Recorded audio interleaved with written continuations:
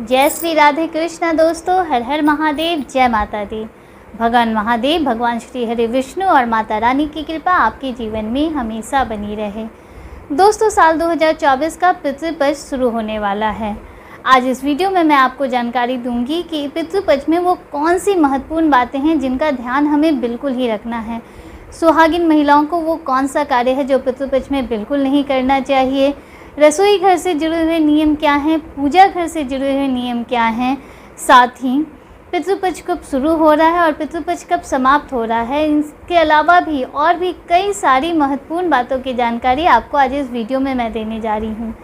Video को अंत तक ज़रूर देखिएगा, जिससे कोई भी जानकारी आप तक अधूरी ना पहुँचे।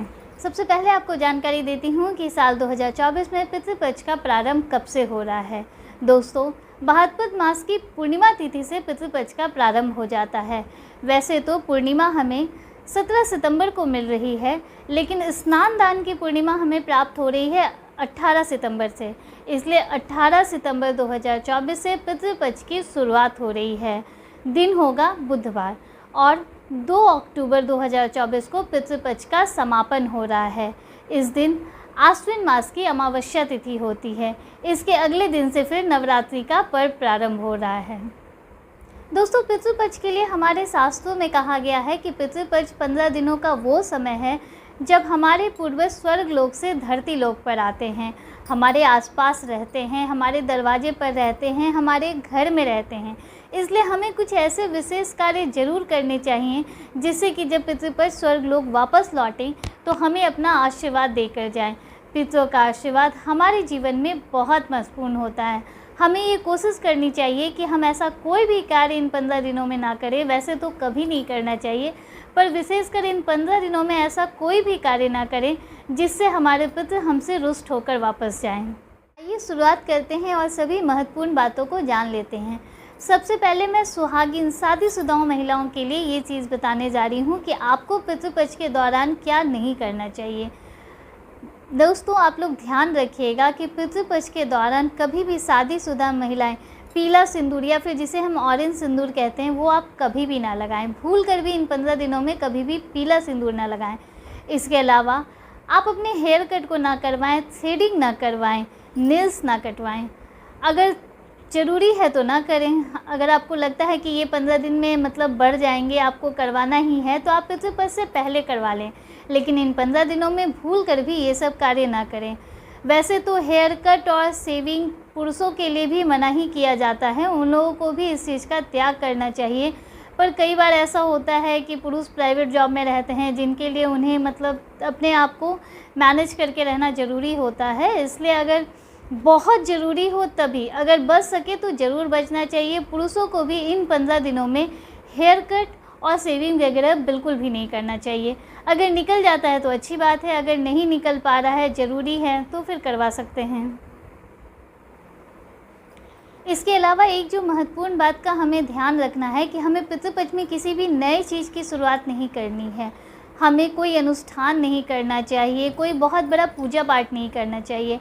हाँ, अगर आप कहीं घूमने जा रहे हैं, किसी मंदिर में दर्शन करने जा रहे हैं तो वो अलग बात है, लेकिन घर पे आपको कभी भी कोई बड़ा अनुष्ठान नहीं करना चाहिए, कोई बड़ी पूजा नहीं करनी चाहिए, किसी भी नई चीज़ की शुरुआत नहीं करनी चाहिए, नए कपड़े नहीं लेने चाहिए।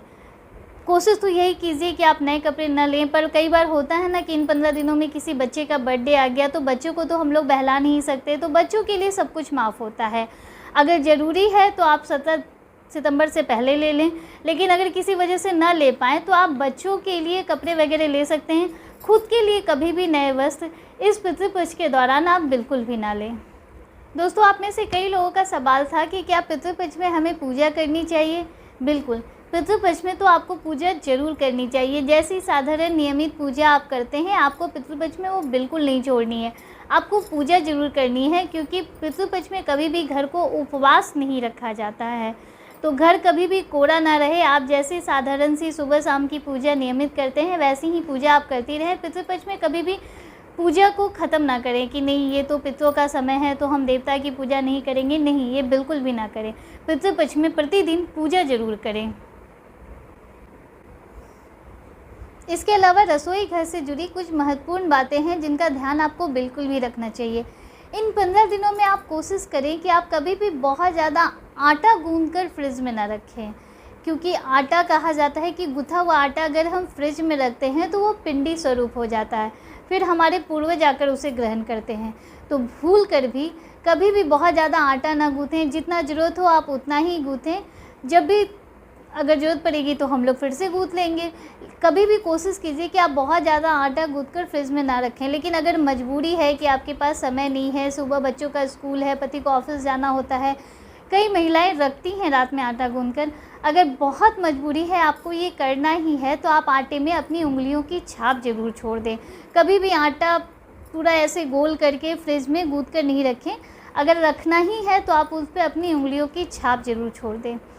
इसके अलावा एक महत्वपूर्ण बात आप और ध्यान दीजिए। वैसे तो ये कार्य हम लोग साल भर करते हैं कि रात में कुछ बचा हुआ खाना हम लोग किचन में ज़रूर रखते हैं, जैसे छोटी सी कटोरी में थोड़ी सी रोटी हो गई, थोड़ा सा सब्जी हो गया, ये हम लोग रात में अपने पितरों के लिए ज़रूर रखते हैं। लेकिन इन 15 दिनों में आप ये ध्यान रखिए कि हम लोग जो वो रखते हैं साल भर, वो बचा हुआ होता है। तो बचा हुआ खाना आपको इन 15 दिनों में नहीं रखना है। कोशिश कीजिए कि आप बहुत ज़्यादा खाना बनाने से बचें। बासी खाना तो बिल्कुल ना बचने पाए, बिल्कुल उतना ही बनाइए जितना एक समय में ख़त्म हो जाए। इसके अलावा आपको जो कार्य करना है, आपने इन 15 दिनों में भोजन बना लिया रात के समय खासकर, तो आप उनमें किसी के भी खाने से पहले, मतलब वो जूठा ना हो, कोई और ना खाए, उसके खाने से पहले आप उसमें से, अगर आपने रोटी बनाई है तो आप थोड़ी सी रोटी निकाल लेंगे, थोड़ी सी क्या, एक रोटी निकाल सकते हैं, थोड़ी सी सब्जी, इसको आप एक कटोरी में ढककर साथ में 1 ग्लास जल अपनी रसोई के एक कोने में रख दें। अगर रसोई के कोने में ना रखना चाहें तो किसी खुली जगह पर रख सकते हैं, आप बालकोनी में रख सकते हैं या छत पर रख सकते हैं। ये आप कीजिए किसी के भी खाना खाने से पहले, बनाने के पश्चात। ये 15 दिन आप इस कार्य को ज़रूर कीजिए, क्योंकि हमारे पितृ आकर उस अन्न को ग्रहण करते हैं, हमें आशीर्वाद देते हैं। तो कोशिश कीजिएगा कि आप रसोई घर से जुड़ा ये कार्य तो बिल्कुल ही करें। अब देखिए, आप में से बहुत से लोगों ने पूछा है कि क्या इन 15 दिनों में हम सूर्य देवता को जल दें। देखिए, वैसे तो सूर्य देवता को जल देने की मनाही नहीं होती है। बहुत से लोगों के यहाँ, बहुत घरों में ये परंपरा होती है कि सूर्य देवता को जल देते हैं, लेकिन पितृपक्ष में कहा जाता है कि वो जल पितृ को समर्पित हो जाता है, मतलब पितृ उस जल को ग्रहण कर लेते हैं। इसलिए अगर आपके यहाँ परंपरा है तो आप सूर्य देवता को जल दीजिए, नहीं तो इन 15 दिनों में आप जल देना अवॉइड कीजिए। हाँ, लेकिन आप एक कार्य ज़रूर कीजिए। पितृपक्ष के दौरान घर के सबसे बड़े सदस्य, कोशिश करें कि घर के सबसे बड़े बेटे वो छत पर जाकर या बालकोनी में जाकर अपने पितरों को जल ज़रूर दें। इसके लिए आपको क्या करना है, वैसे तो काले तिल और कुसा के साथ इस जल को दिया जाता है, लेकिन अगर इतना करना संभव नहीं हो तो सिर्फ जल ही अपने पितरों के नाम से डेली घर के सबसे बड़े सदस्य, घर के सबसे बड़े बेटे छत पर या बालकोनी पर जाकर दक्षिण मुखी होकर, मतलब दक्षिण की ओर मुख करके अपने पितरों के नाम से जल ज़रूर दें। बहुत से लोगों ने यहाँ पर यह भी पूछा है कि अगर घर का बड़ा बेटा या घर का बड़ा सदस्य इस कार्य को ना कर सके तो हम कर लें। बिल्कुल कर सकते हैं, कोई बुरी बात नहीं है। घर के छोटे सदस्य भी इस कार्य को कर सकते हैं, लेकिन बड़ा बेटा करे, मतलब जो घर के सबसे बड़े सदस्य हैं, बड़ा बेटा अगर वो करे तो ये अति उत्तम होता है, नहीं तो उनके अलावा भी कोई और कर सकते हैं। यहाँ पर बहुत से लोगों का ये भी सवाल आया है कि अगर घर के पुरुष सदस्य इस कार्य को ना कर पाएँ तो क्या घर की महिलाएं कर सकती हैं। देखिए, वैसे तो महिलाओं को ये सब कार्य करने की मनाही होती है, पर अगर घर में कोई नहीं है, घर का कोई पुरुष सदस्य अभी उपलब्ध नहीं है, सब बाहर हैं या किसी वजह से नहीं कर पा रहे हैं, तो महिलाएं इस कार्य को कर सकती हैं। अगर आपके मन में ऐसी कोई इच्छा है कि आप ये कार्य करना चाहती हैं तो आप एक बार अपने पंडित जी से ज़रूर पूछ लीजिएगा, वो आपको सही दिशा बताएंगे। वैसे तो नहीं करना चाहिए, लेकिन अगर मजबूरी है, कोई नहीं है, तो फिर आप ये कार्य ज़रूर कर सकती हैं। इसके अलावा 15 दिन में ये एक कार्य आप ज़रूर करें कि पितृपक्ष में पूरे 15 दिन शाम के समय दक्षिण दिशा में अपने पितरों के नाम एक दिया ज़रूर जलाएं। दीपक आप चाहें तो तिल के तेल का जला सकते हैं, सरसों तेल का जला सकते हैं, दीपक ज़रूर जलाएं शाम के समय। इन बातों के अलावा आप इस बात का भी ध्यान रखें कि इस 15 दिन में कभी भी किसी भी ज़रूरतमंद इंसान को अपने घर के दरवाजे से खाली हाथ ना लौटाएं। वैसे तो साल भर ये करना चाहिए कि कभी भी अपने घर के दरवाजे से किसी को खाली हाथ ना लौटाएं, लेकिन इन 15 दिनों में विशेषकर किसी भी ज़रूरतमंद इंसान को, चाहे वो आपसे कुछ मदद मांगने आया हो, वो पैसों की हो, शरीर से भी हो, जैसे भी हो, आप किसी को भी अपने घर के दरवाजे से खाली ना लौटाएं। इसके अलावा भूल कर भी किसी भी पशु या पक्षी को मारे नहीं। इन 15 दिनों में तो बिल्कुल भी ये कार्य ना करें। वैसे तो आप कभी भी किसी बेजुबान जानवर को ना मारें, लेकिन फिर भी कभी भी किसी, जैसे आता है ना हमारे दरवाजे पर कोई कुत्ता आ गया तो हम लोग उसे मारकर भगा देते हैं, डांट कर भगा देते हैं, कोई बिल्ली आ गई, नहीं, आप ये कार्य मत कीजिए। कोशिश कीजिए कि उसे कुछ खिला पिला दें, वो वापस चला जाए, लेकिन कभी भी भूल कर भी उसे दुत्कारिए मत। इन 15 दिनों में बिल्कुल ये कार्य मत कीजिए, क्योंकि हमें नहीं पता होता कि हमारे पितृ किस रूप में आकर हमारी परीक्षा ले रहे हैं। वो हमारे पास किसी भी रूप में आ सकते हैं, किसी पशु के रूप में, किसी पक्षी के रूप में, या फिर किसी इंसान के रूप में। तो वो आप कभी भी किसी को अपने घर के दरवाजे से खाली हाथ ना लौटाइए। इसके अलावा इन 15 दिनों में एक विशेष कार्य यह भी कीजिएगा कि सुबह सुबह जब भी आप अपने घर के दरवाज़ों को खोलें तो अपने घर के दरवाजे को धोएं ज़रूर। मतलब और कुछ नहीं मिलता तो 1 लोटा जल से ही आपके घर की जो चौखट होती है, मेन दरवाज़ा जो होता है, उसे आप धोएं, वहाँ पर जल ज़रूर डालें। इन 15 दिनों में आप विशेष कर ये कार्य कीजिए, क्योंकि कहा जाता है कि इन 15 दिनों में पितृपक्ष में हमारे पूर्वज हमारे दरवाजे पर आते हैं, वो प्यासे होते हैं।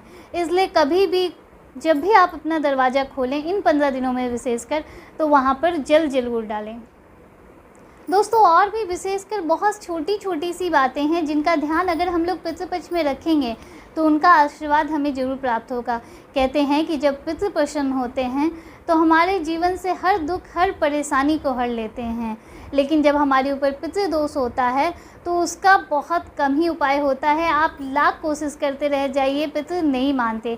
कभी कभार कहा जाता है ना कि एक बार देवता को मनाना आसान है, पर हमारे पितरों को मनाना आसान नहीं है। इसलिए आप ऐसा कोई कार्य ना करें इस दौरान कि आपके पितृ आपसे रुष्ट होकर जाएं।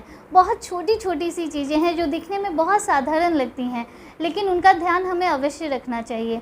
जैसे कि इन 15 दिनों में हमें तामसिक भोजन का प्रयोग नहीं करना चाहिए। भूल कर भी मांस, मछली, ये सब चीज़ें हमें इन 15 दिनों में नहीं खानी चाहिए।